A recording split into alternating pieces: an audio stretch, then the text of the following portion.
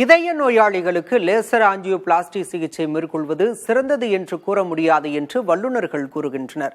இது மந்திரக்கோள் போல இதய நோயாளிகளுக்கு தீர்வு தருவதாக இருக்காது என்றும் மருத்துவர்கள் தெரிவிக்கின்றனர். இதுகுறித்த ஒரு செய்தி தொகுப்பை இப்போது பார்க்கலாம்.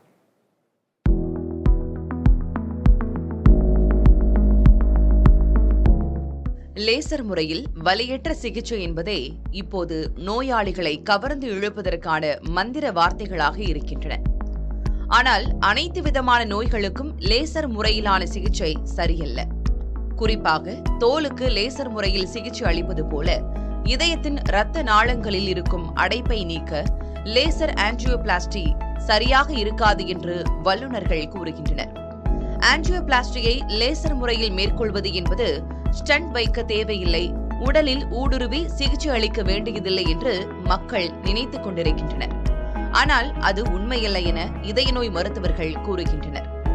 இதய இரத்த நாளங்களுக்கு உள்ளே படிந்திருக்கும் கால்சியம் படிவுகள் மென்மையான கட்டிகளை அகற்றுவதற்கு புற ஊதா துடிப்புகளை சிறப்பு வாய்ந்த குழாயின் வழியே உட்செலுத்துவது மட்டுமே லேசர் ஆஞ்சியோபிளாஸ்டி சிகிச்சையாகும்.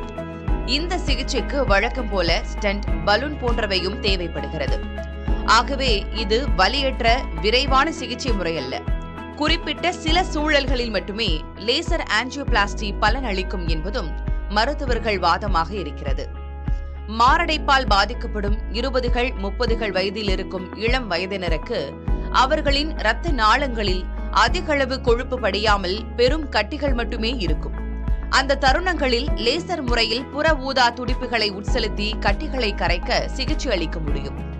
ஏற்கனவே ஆஞ்சியோபிளாஸ்டி மேற்கொள்ளப்பட்ட நோயாளிகளுக்கு புதிய அடைப்புகள் ஏற்படும் போதும் இதுபோன்ற லேசர் அடிப்படையில் சிகிச்சை அளிக்கலாம் என்றும் மருத்துவர்கள் கூறுகின்றனர். எல்லோருக்கும் இந்த முறை பொருந்தாது.